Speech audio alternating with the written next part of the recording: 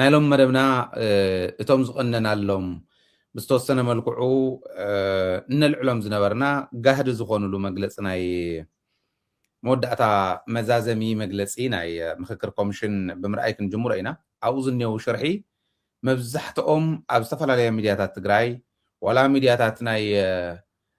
ዝተፈላለያ ብሄራት ናይ ኢትዮጵያ እውን ዳገለፅዎ ዝቆነዩ ምክክር ኮሚሽን ትሽርሑ እዚ እዩ እናበልዎ ዝቆነዩ እዩ ብኣና ብተጋሩ ብፍላይ ብደደቢት ብደንቢ እናተኸታተልና ቀኒና ኢና መዓልታዊ መደብ ካባኹም ናባኹም 3 ግዜ ብመዓልቲ ክንሕልፍ ከለና 3 ግዜ ነዚኣቶም ተኸታቲልና እንረኽቦም መረዳእታታት እንዳሕለፍና ፀኒሕና ኢና ሕዚ ግን ብጣዕሚ ብዝገርም ኩነታት መግለፂ ኣውፅኦምሉ ኣለዉ መዛዘሚ ኣብዝዩ ሓደ መስሓቂ እውን ኣሎ ሓደ መስሓቂ ነጥብ እውን ኣቐሚጦም ኣለዉ ንሱ እውን ከቕምጥ እየ ማለት እዩ ብኡ ክንጅመር ኢና ተኸታተልቲ መደብና ኣትኹም ሓሳብኩም ክትገልፁ ትደልዩ ታሊንክ ካብ ኮመንት መውሃቢ ክነቕምጠልኩም ኢና እዚ ኣትኹም ሓሳብኩም ክትገልፁ ትኽእሉ ኢኹም ከምቲ ኩሉ ግዜ ማለት እዩ ምናልባሽ ብኮመንት ኣብ ናይ ኮመንት መውሃቢ ብምሃብ ሓሳብና ክንገልፅ ኢና ትብሉ እውን ከምቲ ኩሉ ግዜ ኣብ ኮመንት መውሃቢ ሓሳብኩም እንዳገለፅኩም ክትዘልቅዎ እዚ ኣጋጣሚ ክፅውዕ እሞ እቲ ነጥቢ እንታይ እዩ ሽርሒ ናይ ምክክር ኮሚሽን ሽርሒ ዓብይ ኣሕመድ ማለት እዩ ካሊእ ተኣምር የብሉን ሓደ ስለ ዝኾነ እቲ ብኹራ ብስሩኡ እንትለኣኺ ምክክር ኮሚሽን ናይ ኣብይ ኣሕመድ ሓደ ጨንፈር መፈፀም ሽርሑ እምበር ካሊእ ተኣምር የብሉን ኣብዝዩ ካብ ዕለት 23 እስካዕ 25 እስካዕ ትማሊ ማለት እዩ ኣኼባ ኣካይድና ይብሉ ናይ 3 መዓልቲ ኣኼባ እዩ ልዕሊ 700 ሰብ ተሳቲፎም እዮም ካብዚኣቶም 300 ተጋሩ እዮም ነይሮም ይብል ተናኣሰስ 50% ተጋሩ ኣይተረኸቡን 300 ስውን ቦት ባዕሎም ዝብልዎ 300 ተጋሩ እዮም 700 ሰብ ተሳቲፉ ይብል ኣጀንዳ ተረኪብና ኣለና እዩ ዝብል ኣጀንዳ ተረኪብና ኣለና ካብ ተጋሩ ካብቶም 300 ተጋሩን 400 ካልኦትን ተሓዊሶምስ ናይ ትግራይ ኣጀንዳ ያረኪቦምና ይብል ምክክር ኮሚሽን እቲ ዝርርብ ኣብ ትግራይ ክካየድ ኣለዎ ትግራይ ኣይውክልን ዝብል ተቃውሞ ከም ዘጋጠመ ንሕና እውን ሕሊፍናዮ ነርና ተቃውሞ ኣጋጢምዎም እዩ ብዙሓት እዮም እቶም ተቃውሞ ዘቕረቡ ኣብ ኣዲስ ኣበባ መድረክ ወኪልና ይንሳተፍን ዝብሉ እውን ከም ዘለው ገሊፅና ነርና ኢና ኣብኡ ከም ዝነበሩ ማለት ምክንያቱ ኣዲስ ኣበባ ክንእከብ ከለና ኣዲስ ኣበባ ንዘለዉ ተጋሩ ተባሂሉ ተዳለወ እንተኮይኑ ፅቡቅ ተዘይኮይኑ ህዝቢ ትግራይ ንዑ ወኩል እንተተባሂልና ግን ኣይኸውንን ዝበሉ ከም ዝነበሩ ኣቕሪብና ነርና ሓዝዋ 700 ሰብ ተሳቲፉ ኢሎም ኣለዉ ካብዚኣቶም እቶም 300 ጥራሕ እዮም ተጋሩ እቶም ዝተረፉ ካልኦት እዮም እቲ ጉዳይ ግን ናይ ትግራይ ኣጀንዳ ምእካብ ዝብል ርእሲ ተዋሂብዎ ነይሩ ወይ ከዓ ትግራይ መኺራ ዝብል ርእሲ እውን ተዋሂብዎ ነይሩ ካብቶም ንትግራይ ይውክልን ንትግራይ ዝውክል ኣብ ትግራይ ክካየድ ነይርዎ ኣነ ዝሳተፍ ዘለኹ ንባዕለይ ወኪለ እምበር ንትግራይ ወኪለ ኣይኮንኩን እንተወኪለ እውን ንፓርተይ እምበር ንትግራይ ወኪለ ኣይኮንኩን ካብ ዝበሉ ጌታቸው ረዳ እዩ ሓደ እሳቶም እውን ኤክስፔክት ኣይገበርናየን ኢሎም ደንጊፆም እዮም ንሕና እውን ኣነ ፐርሶናሊ ጌታቸው ረዳ ከምኡ ክብል እዩ ዝብል እምነት ኣይነበረንን ግን ጌታቸው ከምኡ ኣቕሪቡ ኣነ ንባዕለይ ወኪለ ወይ ንፓርተይ ወኪለ እምበር ትግራይ ወኪለ ኣይቀረብኩን ንትግራይ ናይ ትግራይ ጉዳይ ንመክር ኣለና ዝበሃል እንድሕር ኮይኑ ኣብ ትግራይ እምበር ኣዲስ ኣበባ ኣይኮነን ዝብል ካብ ዘቕረቡ ሓደ እዩ ክንብል ከለና ካብቶም ኮሚሽነራት ናይ ምክክር ኮሚሽን ሓደ መልኣኩ ወልደማርያም ዝበሃል ወዲ ንጌታቸው መልሲ ሂቡን ገሲጹን እንታይ ኢሉ ጌታቸው ኣብ ትግራይ ካብ ዝተሸመሉ ግዜ ጀሚርና ብዙሕ ግዜ ሓቲትናዮ ኢና ኣብ ትግራይ እንዳሃለዎ ክገብሮ ዘይከኣለ ነገር ኣብ ትግራይ ክግበር ኣለዎ ክብል ከሎ ንዓይ እውን ገሪሙኒ እዩ ክልላት ኩለን ባዕለን እየን ፀዊዕናና ሓቲተናና ትግራይ ግን ይትረፍ ደክተሓተና ሓቲትና እያ እውን እሽኽ ትብለና ይከኣለትን ንደብዳቤና ግልጽ መልሲ እውን ኣይሃቡን ጌታቸው ስልጣን ኣብ ዝነበሮ ኣይገበሮን ኣይተቀበለናን ኣይሓተተናን ታደሰውን በዝመልክዕ ዚ ሓቲትናዮ መልሲ ኣይሃበናን እሽውን እንብውን ኣይበለናን ነገር ግን ታደሰ ጀነራል ታደሰ ካፍቶም ስልጣን ክሕዝ ከሎ ቃል ዝኣተወሉ ሓደ ምክክር ኮሚሽን ኣትዩ ንክሰርሕ ቦታ ከመቻቹ ዝብል እዩ ነይሩ ቃል ዝኣተወሉ ክሰርሕ ይከኣለን ንሕና ሓቲትናዮ እውን ክሰርሕ ይከኣለን ይብል ኣብ ሓሙሽተ ዞባ ከይድኩም ሓሳባት ክትእክቡ ሓበሬታ ክትእክቡ ኣጀንዳ ክትእክቡ ትኽእሉ ኢኹም ተባሂልና ሓሳብ ተዋሂቡና ነይሩ ብናይ ታደሰ ዘመን ልኡኻት እውን ሰብ ሞያ ልኢኽና ከፅንዑ ጌርና ኢና ነገር ግን ናብ ዞባታት ክኸዱ ኣብ ዝነቐልሉ ናይ ሕፃፅ ጉዳይ ተፈጢሩ ብርግፅ ናይ ሕፃፅ ጉዳይ ምፍጣሩ ክሕዝን ዋላ እንተኸኣለ ሕፃፅ ብዝተፈጠረ ጉዳይ ናይ ምክክር ኮሚሽን ኣጀንዳ ክዕፀፍ ኣይነበሮን ፍጹም እዚዩ ሽርሒ ነይርዎ እዩ ይብል መልኣኩ ወልደ ማርያም ሕወሓት እውን ሕጋዊ ሰውነት ከም ዘለዎ ጌርና ኢና ነጋጊርናዮ ዋላካ ሕጋዊ ሰውነት ዘለዎ ፓርቲ እንተዘይኮነ ይብል الشرحي بدن بغيركم كتري وتقول إخوم تخدعت مدمنا ሕወሓት ሕጋዊ ሰውነት የብሉን ዝብል መልእኽቲ ዝሕልፍ ዘሎ መልአክ ወልደ ማርያም ምክክር ኮሚሽን እዩ ዝእትዎ ጉዳይ ይኮነን ናልባሽ ናይ ሕጋውነትን ዘይሕጋውነትን ጉዳይ ብስሩ ኣይ ሕጋውን ክበሃል እውን ዘይግብኦ ዋላ እንተነበረ ስለ ናይ ሕወሓት ሕጋውነትን ዘይሕጋውነትን መልአክ ወልደ ማርያም ክዛረብ ካብ ምስማዕ ንላዕሊ ዝሕፍር ነገር የለን ከምዚ ግን ይብል ሕወሓት ሕጋዊ ሰውነት ዘይብሉ ዋላ እንተኾነ ንሕና ልክዕ ሕጋውነት ከም ዘለዎ ፓርቲ ጌርና ኢና ኣዛሪብናዮ ሕወሓት ዘልዓሎም ነጥብታት እዚኦም እዮም ኢሉ ይገልጽ ፕሪቶሪያ ኣይተፈጸመን አይዲፒ ኣይተመለሱን ቶም ኢንተርናሊ ዲስፕሌስድ ዝኾኑ ኣይተመለሱን ናብ መረበቶም ከበባ ተገይሩልና ኣሎ ምስ ፌደራል እውን ኣብ ውጥጥ ኢና ኒና ንሓትት ኣለና ባጀትና ተኸልኪሉ መንገዲ ተዓፅዩ ሙሉእ ብሙሉእ ትግራይ ተኸቢባ ንክትጠፍእ ኣብ ዝገብሩሉ እዋን ኮይና ምክክር ዝበሃል ክንሓስቦ ኣይንኽእልን ካሊእ ከዓ ፕሪቶሪያ ይዘራኽበና እምበር ሕገ መንግስቲ ኣይኮነን ሕገ መንግስቲ ስለተጣሕሰ ፕሪቶሪያ ንኸራኸበና ኣብ ዝተባሃለሉ እሞ ፕሪቶሪያ እውን ኣብ ዝፈርሰሉ ሕገ መንግስቲ እውን ተጣሕሰሉ ምክክር ማለት እንታይ ማለት እዩ ዝብል ሕወሓት ከም ዝሃበ ይገልጹ ልብ በሉ መኒቱ ኣብ ትክክለኛ መስመር ዘሎ ዝብል እውን ክንፈልጥ ይገብረና እዩ እዚ ይብሉ ንሕና ዋላ ስራሕና እንተዘይኮነ ምስ ፌደራል መንግስቲ ከይድና ተዘራሪብና ይብል መልኣኩ ከይድና ተዘራሪብና ነገር ግን ፌደራል ከዓ ብተቃራኒኡ መሊሱልና እቲ ናይ ተፈናቀልቲ ጉዳይ ከይፍፀም ፕሪቶሪያ ከይፍፀም ናይ ባጀት ጉዳይ ናይ ካሊእ ጉዳይ እዚኣቶም ብስሩዕ ከይፍፀሙ ዕንቅፋት ኮይኑ ዘሎ ሕወሓት እምበር ንሕና ይኮናን ኢሉ መሊሱልና ስለዚ ኣብዚ ማእኸል ኮይና ንሕና ስራሕና ከይንሰርሕ ጠጠው ከብሉና እንተይኮነ ኣደራደርቶም ከይዶም የዛርቡ ሕወሓት እውን ኣደራደርቱ ይሕተት ብናይ ፌደራል እውን ኣደራደርቱ ይሕተት ንሕና ግን ክንኣቱን ክንሰርሕን ክፍቀደልና ነይርዎ ይብል ካብ ፌደራል መንግስቲ ወፃእ ዝኾነ መሲሉ ይዛረብ መልኣኩ ስለዚ ኣደራደርቶም የዛርቡ ክልላዊ መንነትና ናይ ምንጣቅ ሽርሒ ይስራሐና ኣሎ ዝብል እውን ብምክትል ፕሬዚደንት ናይ ግዝያዊ ምሕዳር ምክትል ኣቦ ወንበር ናይ ሕወሓትን ኣማኒኤል ኣሰፋን እውን ተነጊሩ እዩ ከምዚ ተባሂሉ እዩ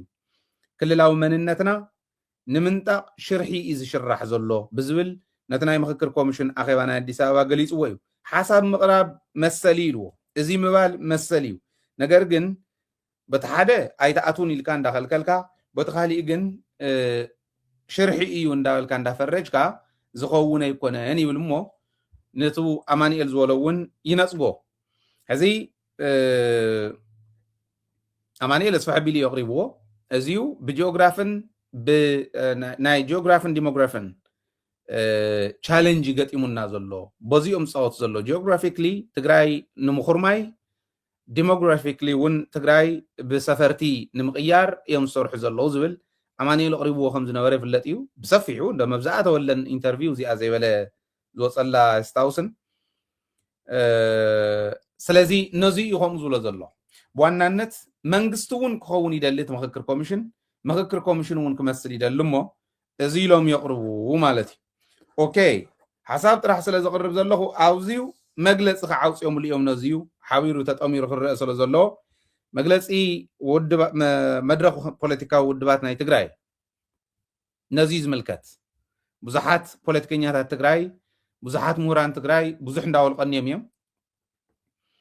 ሚድያታት ትግራይ ብፍላይ ደደቢት ሚድያ ብዙሕ ህዝብና እንዳረዳእና እንዳምሃርና ቀኒና ኢና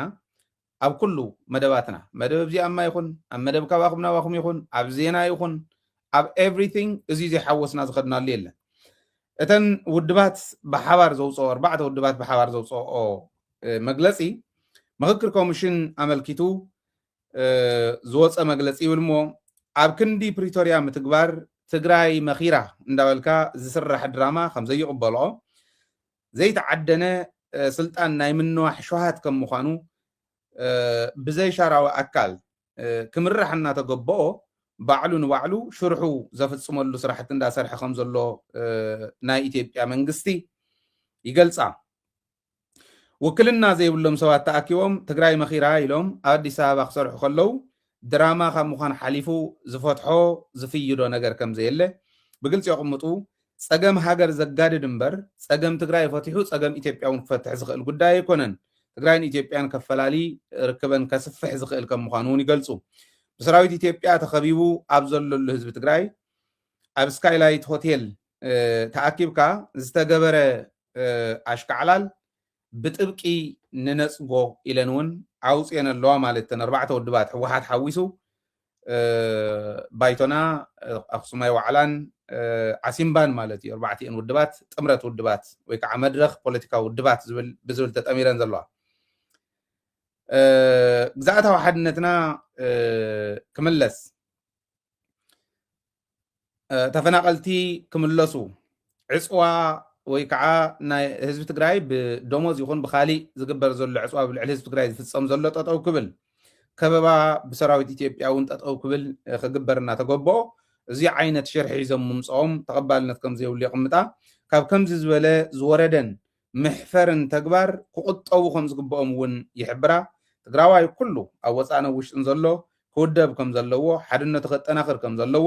ላዕላውነቱ ከምልስን ተመዛበልቱ ክመልስን ሓድነቱ ዋና መፍትሒ ከም ምዃኑ እውን የቕምጣ ማለት ስለዚ እቲኦም እውን ሓሳብ ኣቕሪቦም ኣለው እተን ውድባት እውን መግለፂ ኣውፅአን ኣለዋ ብጣዕሚ ይበል ዝበሃል መግለፂ እየን ኣውፅአን ዘለዋ ንሱ ጥራሕ እንተይኮነ ኣነ ብጣዕሚ ዝፈተኽዋ ቃል ኣላ ኣብዚ ተመልከትና ብቴሌቭዥን ይኹን ብዩቱብ ትከታተሉና ንዳሕራይ እውን ክንጥቀመላ መንግስቲ ኢትዮጵያ እዩ ዝብል ፌደራል መንግስቲ ኣይኮንናን we're not part of the federation ናይ ፌደሬሽን ኣካል ስለ ዘይኮንና ፌደራል መንግስቲ ኢልና ንፅዋዓሉ ወይ ከዓ ፌደራል መንግስቲ ኢትዮጵያ ኢልካ ምፅዋዕ ይከኣል እዩ ናይ ኢትዮጵያ ተንካልኦት ፌደሬትድ ዝኾናሉ ስለ ዝኾነ መንግስቲ ኢትዮጵያ ኢሎም ምፅውዖም ስቑኢሉ ዝኣተወ ቃል ኣይኮነን ኢለ እየ ዝኣመን ኣነ ንዓና ዝውክል መንግስቲ ኣይኮነን ንሕና ዘለናሉ ፌደሬሽን ኣይኮነን ቃል ኪዳን ናይ ፌደሬሽንና ባዕሎም ዘፍረስዎ ስለ ዝኾነ ሕገ መንግስቲ ጥሒሶም ዝኸድዎ ስለ ዝኾነ ድሕሪ ሕዚ መላእ ህዝብና ፌደራል መንግስቲ ዝበሃል ኣፀዋውዓ ከይፅውዑ ተለማመድዎ ኦፍኮርስ ብሓደ ግዜ ክንልውጦ ይንኽእል ንሕና እውን ክንጋገ ንኽእል ኢና ካብ ሕዚ እንዳሓር ግን መንግስቲ ኢትዮጵያ እዩ ናይ ኢትዮጵያ መንግስቲ ንበሎ ኢትዮጵያ ኤን ትግራይ ኤንድ ተባሂለን ዘራኸባ እምበር ትግራይ ፓርት ኦፍ ኢትዮጵያ እያ ተባሂሉ ክኽየደ ይከኣልን ንሕና ዲፋክቶ ዋላ ኮይና ተንጠልጠለ ርክብ እዩ ዘለዎ ብፕሪቶሪያ ዝተላገበት ረኽቢ ከም ዘለዎ ንሓዝ ከምኡ ጌርና እንተንጥቀመሉ ዝብል እምነት ኣለኒ እሞ እዚ ዓይነት መግለፂ ኣውፅኦም ኣለዉ ስለዚ ኣብዚ ሓሳብ ካቅርብ ካልኦትኩም እውን ኣትኹም ሓሳብኩም ክተቅርቡ ካሊእ ክብል ኣለትኩም እያ ሕዚ እውን ብታሕቲ የቕምጠልኩም ኣለኹ ኣትኹም ሓሳብኩም ክተቕምጡ ሕዚ እውን ፃዊዕቲ የቕርብ ኣለኹ ቀፅል መኪ يعني دقيمة سلامات نقولكم بتاعنا مجرد شاستي خجمر الله مهناتوس نحن مس إثيوبيا سي تراخبنا ذي نبرة يا تاول فيكتوريا أمبر تاول فيكتوريا تحسوا وايد بعض إذا نحن بتحنا درنا أما خطأ تمرسنا لنا سلح تاو جنساي نبيل سجنا جن أو نحرز يبرو خينس تاين هنجيب زلنا أيوة مهناتو تا مس إثيوبيا مالت تاول فيكتوريا حوحات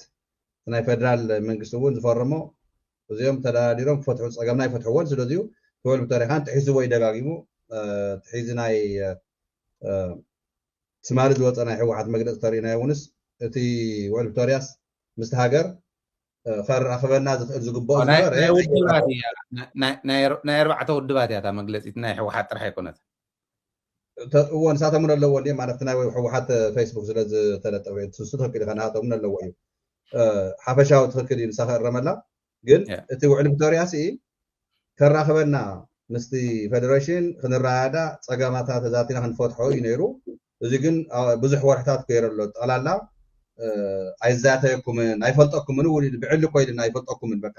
ኣነ ምስ ጻድቃን ምስ ጌታቸውን የተፈራሪመ ንኣቶም ሒዘ የመለኹ ዚናተይ ኮራኹር ገይረ ስለዚህስ ምሳኻትኩም ምስ ዝውድብ ሕወሓት ምስ ናይ ህዝቢ ትግራይ ዝመርሕ ዘሎ ኣካል ግንስ አይፈልጠኩምን ኢልዎም ኣሎ እዚ ብልጽግና እዩ ስለዚ ንሕና እውን እንፈልጠን ብልጽግና ነቲ ፌደራል መንግስቲ ማለት እዩ ሰምስታ ፌደሬሽንስ ተጣቢቅና ክንቅጽል እንተኮይና ብምንታይ ምክንያት ኢና እንተይልካ እውንስ ብጥሜት ህዝብና ክቀትል ዝኸይድ ዘሎ ስለዚሁ እንጌታቸውስ ንውልቅና ኢና ወኪልና እምበር ንትግራይ ወኪልና ኣይኮነን ኢሎምስ እንታይ ከገብሩ ክትሳትፎም ክጅመር ከሎ በዓል ሞያ ናይ ሕጊ በዓል ሞያ ደይኮነን እዩ ጌታቸው ከምቲ ዝነገረና በዓል ኣብ ናይ አልጀዚራ ኢንተርቪው እንታይ ዝነበረና ጀነሳይድ ብልጽግና ፈጺሙ ዶ አብይ አሕመድ ዝመርሖ ነበረ ሓይሊ ፈጺሙ ዶ ክለተለስ በዓል ሕጊ ሞያ ስለ ዝኾንኩስ ዛዕባን ዝዛረብ ዘይደልኒ ገለታት ኢልና በዓል ሞያ ሕጊ ተኮይንካ እኮ ሃይለይ ዓድኻን ዓውድኻን ስራሕኻን ትፈልጥ ኢኻ ሕዚ ግን ኣነ ተጋላውጦ እዩ ዝኒ እቲ ታራሰብ ዝፈልጦ ኣብ ዘዳራሽ እዚዩ ኣብዛ ኣኸባ ዘካየድዎ ናይ 3 መዓልቲ ውልቅዮም ወኪሎም እውንሲ መፅዮምስ ዘተ ክገብሩ ሰይኽእሉ ዛዕባ ትግራይ ዛዕባ ካሊእ ብሄር ንሳቶምስ ካብ ትግራይ ዝተነፂሎም ከይዶም ምስ ፀላእ ተሰሊፎም ዘለዉ ናይ ቀርኒ ኣፍሪካ ኣማካሪ ገይረ መዲበካ እየሉ ሽመት ተሰሚዑ ዘይፈልጥ ሕዚ ናይቲ ጨፍጫፊን ሓይሊ ኣማኻሪ ኮይንካ እንደገና ካነየ ዛዕባ ትግራይ ዘተ ንግበር ኢሉ ናይ ኢትዮጵያ ኮሚሽን ክዛተ ዝደልየሉሲ ምስቲ ናይ ትግራይ መሪሕነት ምስቲ ናይ ትግራይ ውድብ ክዛተ እንተኮይኑ ሕዚ እውን ቀሊል እኮ ኣብ ምዕራብ ዝኒ ሰራዊት ናይቲ ዝኣከቦ በዓል ብልጽግና ኣውፅኡ መሬትና ይምልሰና ላዕላውነት ትግራይ ይኽበር ህዝቢ ትግራይ ምርጫታት የካይደ ትግራይ ማለት እዩ እቲ ኮሚሽን እውንስ ክማየጥ ኮይኑ እቲ ምርጫ ክመፅእ ንቐፃሊ ምስቲ ህዝቢ ትግራይ ምስቲ መሪሕነት ትግራይ ኣብ መቐለ ኣብ ትግራይ ከም ዝወርካዮ ቶም ሓደ ሓደ ተቃወሞ መቕሪቦም ዝወርካዮ ትክክል እዩ ግንስ ቶም 300 ሲ ከመይ ዓይነት 300 እያ ኣዶ ትግራይ ከሲራ ብጌጋ ተጠኒሶም እዚኦም ተወዲዶም ኢና ዝመፀለይ ርእሰይ ማለት ይቕረይታ ሓቀየ ማለትስ 300 ዝኣኽሉ ሲ እዛ ኢትዮጵያ ትብል ዘላ ሃገር ትግራይ ንምጥፋእ ትገብሮ ዘላ ጎስጓስ ኣብዚዩ 300 ተጋሩ ክርከቡ ከለዉ መሕፈርቲ እዮም ተጋሩ ተወሊዶም ትደሞም ካብ ትግራይ ክልቀቕ ይረኒ በእምሮኦም ብህሊኖኦም ብተግባሮም ግን ለቂቆም እዮም ካብ ትግራይ ምስ ትግራይስ በቃ ቆሪፆም እዮም ባዕሎም ወፂኦም ኣይተደፍኡ ኣይተባረሩ ገለ ይበሉ ባዕሎም ፈዳዓት ስለ ዝኾኑ እታ ብክብሪ እንሒላ ዝወለደቶ መዶ ተወሰነ ዓመታት ወይ ድማ ዋርሒ እውን ዘጠወቶም ዝሓፍሐወቶ መዶ ትግራይ ንኣዮም ተመሊሶም ጥዋ ነኺሶም እዚኦም ከዓን ኣነ ለብሰይ የወኪለ እምበር ንትግራይ ወከልኩ ንምባሉ ኣትሊስት ገሊሉ ኣሎ ፅብቕቲ ያንሳ ምክንያቱ እቶም ሓደ ሓደ ናሃቱ ኮራኹር ዋጭዋጭ ዝብሉ ናቱ ፕሮፋይል ሒዞም ዝውዕሉ ግልፂ ኮይኑሎም ይኸውን ኢለ ይኣምን ግን ውልቅኻ ዝበሃል ቃልሲ ትግራይ ከዓን ከም ተጋሩ ናይ ውልቂ ቃልሲ የለን ካብቲ ህዝብኻ እንድሕር ወፂኻ ካብ ትግራይ እንድሕር ወፂኻ ውልቅኻ ትገብሮ ቃልሲ የለን ምስ ህዝብኻ ግን ፅቡቅ ቃልሲ ተካይድ ምስ ህዝብኻ ትዛተ ዛዕባ ዓድኻ ትቆርቆር ኮይንካስ 300 ተኣኽሉ ተጋሩ ኣብዚ ዝቐኒኹም 3 መዓልቲ ተረኸብኩም ናይ መጨረሻ እቲ ትሰርሕዎ ዘለኹም ፀሊም ታሪክ ትግራዋይ ይርስዖን ናይ ትግራይ ፈተናታትን ፀገማትን ክሓልፍ እዩ ናይ ግዜ ጉዳይ እምበር እዚ ምስ ሓለፈ ግን ፅባሕ ንጎ ተሓተት ኢኹም ምስ ናይ ገበነኛ ጀነሳይደር ኣብ ኣዲስ ኣበባ ኮይኑ ትግራይ ህዝቢ እውን ከመይ ክነጥፋ ኢሉ ዝሰርሕ ዘሎ ኣካል ምስኡ ንማኸረልና ንዛተልና ኢልኩም ዝኣተኹም ናብዚ ኣኼባ እዚ 3 መዓልቲ ሙሉእ ብጣዕሚ መሕፈርን መሕዘንን ኣደ ትግራይ ዘይፅበዮ ህዝቢ ትግራይ ዘይፅበዮ ንሕና ከም ተጋሩ እውን ናይ መጨረሻ ንፅየፎ ኣካይዳታት ኢኹም ትኸዱ ዘለኹም ስለዚሁ እቲ ካልኦት ናይ ዝኾነ ኣካል ኣብ ሰዓቱ እዚስ ኣብ ትግራይ መልሲ ዘይተዋሃበና መንግስቲ ትግራይ ቦታ ፍስልተት ዘይገበረና ወይ ድማ መልሲ ኣይሃበና ንሲ እንታይ መልሲ እዮም ደልዮም ማለት ኣነ ሓቀየ ግን እዞም ሰባት እዚኣቶም ምስ ሃይለ ተዓዲ እውን ካባይ ዝሕሸ ስለ ትፈልጣስ ተእምሮም ሓቀየ ኣነሲ ከመይ ድዩ ተናዊፁ ወይስ እንታይ ዓይነት ፅልኢት እዩ ዝኒሄዎም ኣብቲ ህዝቢ ትግራይ ማለት ኣነ ሓቀየ ባይዞ ክርደአና ኣይከኣለን እዚኣቶም ሲ ትትማሊ ዝገበርዎ ጀነሳይድ ኣይተናወፁን ንሶም ስርሖም እዮም ዝሰርሑ ዘለዉ ቨሪ ስማርት ብዝኾነ መንገዲ ማለት እዩ ብጣዕሚ ዌል ኦርጋናይዝድ ብዝኾነ መንገዲ መንግስትስ ባዕሉ ሓታቱ ባዕሉ መላሱ ኮይኑ ንሳቶም ያ ንፌደራል መንግስቲ ሓቲቶሞስ ፌደራል መንግስቲ ዝመለሰሎም እዮም ዝነግሩና ዘለዎ ቦት ዝነግረካ ዘሎ ትግራይ ክኸዱ ከለዉ ኣጀንዳ ሒዞም እዮም ዝኸዱ ዕላማ ሒዞም እዮም ዝኸዱ ሕዚ ንሶም ኣይኮኑን ተናዊፆም ኣነ ብናተይ ቪዩ ንሕና ኢና ተናዊፅና ኢለ እየ ዝሓስብ እቲ መሪሕነትና እዩ ተናዊፁ ኢለ እየ ዝሓስብ ምክንያቱ 22 ግዜ ተመላሊሶም እንተኮይኖም 22 ግዜ ዘይምርካብ ይከኣል ነይሩ እሶም ንኣጀንዳኦም እዮም ዝመፁካ 22 ኣይኮነ ዋላ 220 ግዜ እውን ክመፁካ እዮም ግን ኣጀንዳኦም ክሰርሑ ክመፁ ከለዉ ነቲ ኣጀንዳኦም ምንፃፍ እንዳንፀፍካሎም እንተኸይድካ ትርጉም ዘይብልካ ንስኻ እምበር ንሶም ኣይኮኑን ብዝብል ኢኻ ክትወስዶ ዘለካ ኢለ እየ ዝሓስብ ኣነ እሶም ኣጀንዳኦም እዮም ዝሰርሑ ኣለዉ ማለት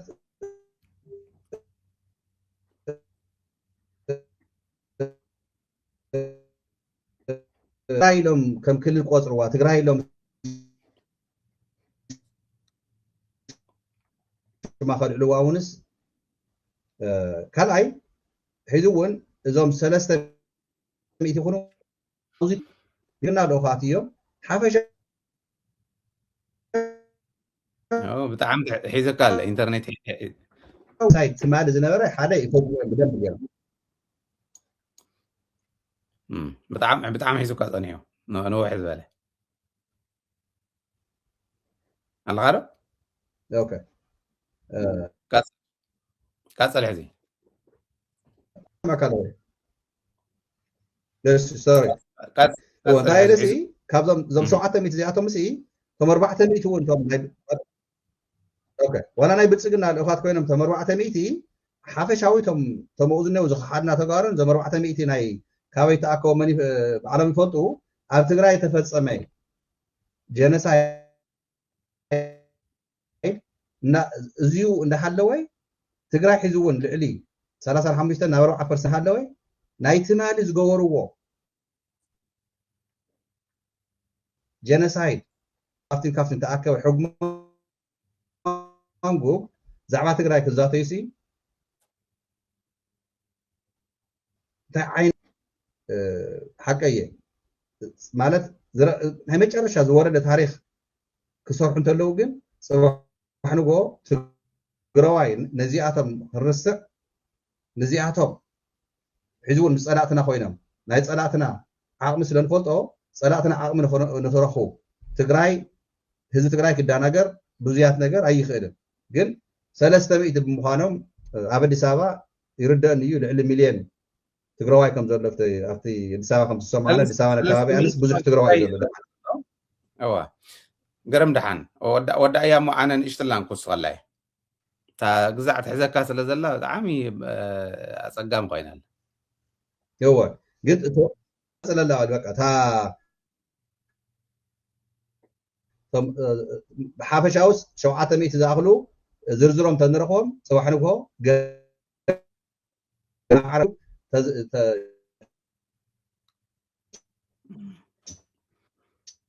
ሸርተ ዝገበሩና ዳኩሜንት ክንገበሮ ደስ ምበለና ገርም ኣስተኻኽላኒ እታ ኢንተርኔት ካስተኻኽላ ኢኻ ኣነ እውን ሓሳብ ስካዕ ዘቕርብ እንታይ ምስለካ ሕዚ ስእልቱ 700 ሰብ ስለ ዝተረኸበ ኩሉ 700 ንሕና ዝፀዋዕናዮ እዩ ኢሎም ሓሲቦም እንተኮይኖም ተጋግዮም እዮም ከምኡ ኣይኮነን 700 ይኹን 300 ካብ ትግራይ ክኸድ ከሎ ዕላማ ኣለዎ ኩሉ በብዙሕ መንገዲ ዝኸይድ ክንርድኦ ከዓ ስለ ዘለና እዩ ማለት ኩሉ 700 ዝኣክል ሰብ ተረኺቡ ወይ 300 ዝኣክል ካብ ትግራይ ገለ ኢሉ ዝጉህ ሰብ እውን ኣይሰኣንን ከምኡ ኣይኮነን ተሰብ ክንድኡ ተረኺቡ ኢሉና ኣለዉ እሶም ዝሃቡና ዜና ኢና ሕልፎ ዘለና ካብ ናቶም ዝረኸብናዮ ማለት እየ ግን 3-4 ጉጅለ ክህልዎ እዩ 3-4 ተልእኾ ክህልዎ እዩ ሓደ በቃ ኮነ ኢሉ ትግራይ እንተዘይፈሪሳ ኣነ ክነብር ኣይክእልን ኢሉ ትግራይ ከፍርስ ዝኸይድ ሓይሊ ኣሎ እዚዩ መሊኡ ዝበልፀገ ምስ ብልፅግና ዝሰርሕ ጀኒውን ዝኾነ በቃ ልባዊ ብዝኾነ መንገዲ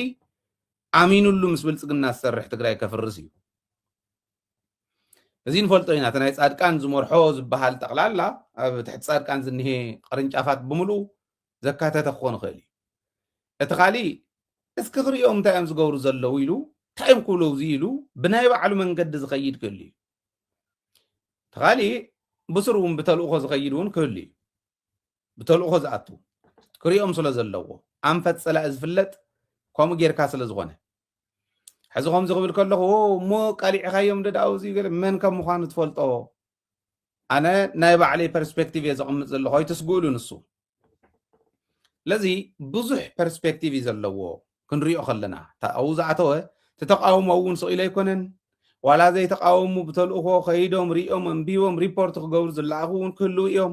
ይትረፍዶ ከም መንግስቲ ይትረፍዶ ከም ዓዲ ደደቢት ዝእተዎም እውን ክህልው እዮም 700 ክበሃል ከሎ 700 ኣትዩ ማለት ኣይኮነን እዚ ሳይድ ኢፌክቱ ግን እንታይ እዩ 700 ሰብ ተሳተፈሉ ፕሮግራም ጌርና ኣኼባ ጌርና ኢሎም ንሳቶም ሪፖርት ንክገብሩ ይኽእሎም ጥራሕ ዜና ንክሰርሑ ይኽእሎም ጥራሕ ሳቶም ዜና ክሰርሑሉ ይኽእሉ እዮም ንሕና እቲ ኢንፎርሜሽን ንረኽበሉ ኣለና ኢንፎርሜሽን ክንረክብ ኢልና በብተልእኽኡ ኩሉ ኣብኡ ኣትዩ ክሳተፍ ከሎ ግን ንሶም ክጥቀምሉ ዶ ይኽእሉን ናይ ፎቶን ናይ ቪድዮን ፖለቲካ ስለ ዝኾነ ዘካይዱ ዘለው ዝብል ኢኻ ክትወስድ ትኽእል ክጥቀምሉ ይኽእሉ እዮም ቦትናቶም መንገዲ ነገር ግን ናይ ትግራይ ጉዳይ ኣዲስ ኣበባ ስለ ዘይእለ ጌታቸው እውን ስለተረድኦ እዮም ኢሉ ተዛሪቡ ካሊእ ተኣምር የብሉ ተረዲእዎ እዩ ጌታቸው ይተኣከብ ጻድቃን ይተኣከብ ካሊእ ይተኣከብ ናይ ትግራይ ኣጀንዳ ኣኪብና ኣለና ኢልካ ኣብ ኣዲስ ኣበባ ስለተዛረብካ ክኸውን ከም ዘይኽእል ስለ ዝፈልጥ ዓርሱ እዩ ዘውፅእ ዘሎ እምበር ገዲፍዋ ንኽእል ዝዓድዳ ይመርሓ እንዲ ነይሩ ከምቲ ሕዚ ዝበላ ዘሎ ገይሩ ተዓዲ እውን ክመርሓ ነይሩ ዋላ እቲ ሕዚ ኤክስተንድ ይገበር ተዝበሃል እውን ጌታቸው ኤክስተንድ ኣይገብረሉን ክብለ ይኽእል ነይሩ ከምኡ እንተበለ እውን ባዕልካ ትፈልጥ ክንብሎ ነርና ኢና ንኣብይ ኣሕመድ ስለተረድኦ ግን ጌታቸው ይረኸብ ካሊእ ይረኸብ ምክክር ኮሚሽን ይኣክቦ ካሊእ ይኣክቦ ዋላ ኣብይ ኣሕመድ ይኣክቦ ኣብ ኣዲስ ኣበባ ዝእከብ ኣጀንዳ ንትግራይ ክውክል ከም ዘይኽእል ስለ ዝርዳእ ጌታቸው ብጋንኡ እግሮ ውፅኡ ኣሎ ኢዶ ውፅኡ ኣሎ እዚ ገይሩ ዘሎ ስለዚ ንሕና ዝለኣኽናዮም ካልኦት ዝለኣኽዎም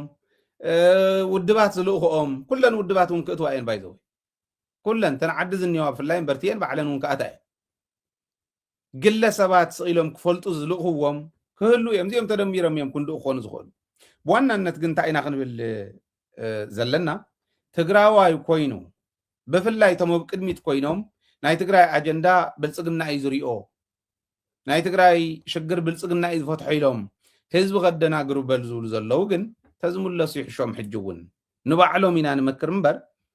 ናይ ትግራይ ጉዳይ ኣዲስ ኣበባ ስለተረኣየስ መሪኦም ኣለዉ ኣጀንዳ ንሱ ኢታ ኣጀንዳና ማለት ድዩ ዘየለን ኣብቲ ፌደሬሽን ክጅመር ከሎ እቲ ምክክር ኮሚሽን ዘቋቆሞ ቤት ምክሪ ኢትዮጵያ እዩ ባይተ ወከልቲ ህዝቢ ኢትዮጵያ ይቋቂምዎ ኣብቱ ባይተ ወከልቲ ህዝቢ ኣብቱ ነቱ ናይ ምክክር ኮሚሽን ዘቋቆመ ቤት ምክሪ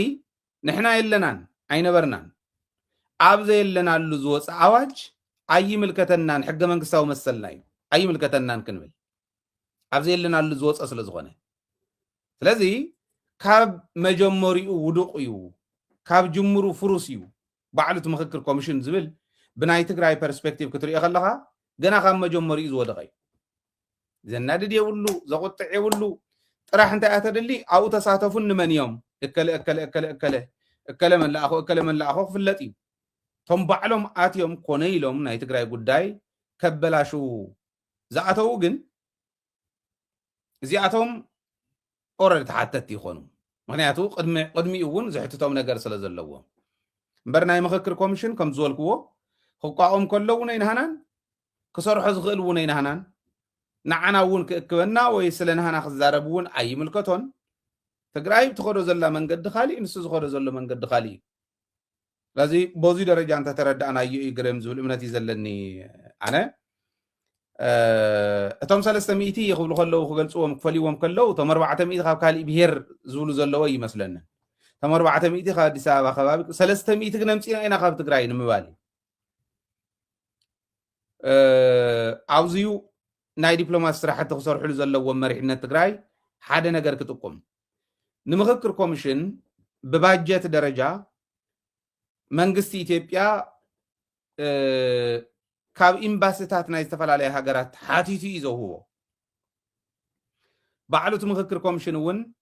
ካብ ካልኦት ኤምባሲታት ከም ዝረኽቦ ቅድሚ ሕዚ ዝገለፆ ኣኼባ ነይሩ ንሕና እውን ዝሕለፍናዮ ፈረንሳይ እያ እትዎ ዝበዝሐ ኣሜሪካ እውን ከዓ እታ ካልአይቲ እያ ስለዚ ፈረንሳይን ኣሜሪካን ኤምባሲታት ፈረንሳይን ኣሜሪካን ሎቢስት የድልየን እዩ ዝብል ከቕምጥ ክእል ኣነ ፖለቲካ ዝርድኦ ሰብ እዚአን የንተን ብልዕቲ ናይ ፖለቲካ ዝበሃል ምክክር ኮሚሽን ዝበሃል ዝሰርሖ ዘሎ ዝንቡዕ እንድሕር ኮይኑ ከም ዝበልክዎ ናይ ትግራይ ጉዳይ ዘይምልከቶ እንዳሃለወ ንሱ ዝተቋቆመሉ ትግራይ ዘየላትሉ እንዳሃለወ ኢትዮጵያ ዝብትን እምበር ኢትዮጵያ ናብ ሓደ ዘምፀ ይኮነን ስለዚ ነዚ ውዳበ እዚዩ ነዚ ኮሚሽን እዚዩ ምሕጋዝ ኢትዮጵያ ምብታን ሓደጋ ከምፅእ ክእል እዩ ይኽእል ጥራሕተ ይኮነ እውን ተሳተፉ ኢኹም ዘለኹም ኢልካ ምእማን ምኽኣል ኣድላይ እዩ ዝብል እምነት ኣለኒ ፈረንሳይን ኣሜሪካን ስለ ዝኾና ዝድግፎኦም ማለት እዩ ባይዘወይ ምክክር ኮሚሽን ዝገብሮ ዘሎ እቶም ኤምባሲታት ጥራሕ ይፍለጡ እንተይኮነስ መንግስቲ ኢትዮጵያ እውን ክፈልጦ ዘለዎ ምክክር ኮሚሽን ከምቲ ሕዚ ዝገብሮ ዘሎ ዓይነት ሽርሒ ብዘርኣየና ቁፅሪ ካብ ናይ ኢትዮጵያ ትካላትን ካብ ናይ ኢትዮጵያ ዝበሃል ነገርን ናይ ምርሓቅ ካብ ኢትዮጵያውነት እውን ርሒቕናዮ ዝነበርና ዕሪና እውን ናይ ምርሓቅ ኩነታት እዩ ዘምፅእ እምበር ናብ ሓደ የምፅእ ምክንያቱ ሽርሒ ዝፍፀመሉ ዘሎ ተንኮል ዝፍፀመሉ ዘሎ መፈፀሚ ተንኮል ናይ ኢትዮጵያ ኮይኑ ዝሰርሕ ዘሎስ ሓደ ክገብረና ይኽእልን ከፈላለየና እንተ ዘይኮይኑ ዝብል ኢቱ ዘለኒ እቲ መግለፂ ናይ ተን ውድባት ከምቲ ዓንተ ወይ ዝበልናዮ ኦልሬዲ ትትሕዝቱ ንሱ እዩ ብዙሕ ካሊእ ነገር ንውስኸሉ ኣይኮነን ንፁር እዩ እቲ ነጥብታተን ኣብ ፔጃትና ስለ ዘለኩም ኣብ ቴሌግራም እውን ኣለኩም እዩ ኣብ ፌስቡክ እውን ስለ ዘሎ ራእይዎ ኣንብብዎ ብጣዕሚ ፅቡቅ እዩ ሕዚ ሓንቲ ዝደግማ ነገር እንታይ እያ ደጊመ ክሕልፋ ዝደሊ ናይ ኢትዮጵያ መንግስቲ እምበር ፌደራል መንግስቲ ኣይኮነን ፌደራል መንግስቲ እንተኢልና ንዓና እውን ይልክመና ኣሎ ፌደሬሽን ቃል ኪዳን ኣለና ማለት ስለ ዝኾነ ፌደራል መንግስቲ ኢትዮጵያ እንተኢልና ይከኣል እዩ ፌደራላዊ ዲሞክራሲያዊ ሪፐብሊክ እዩ እቲ መንግስቲ ለዚ ብኡ ደረጃ ክንገልፆ ክንክእል ኣለና ዝብል ንሓዝሞ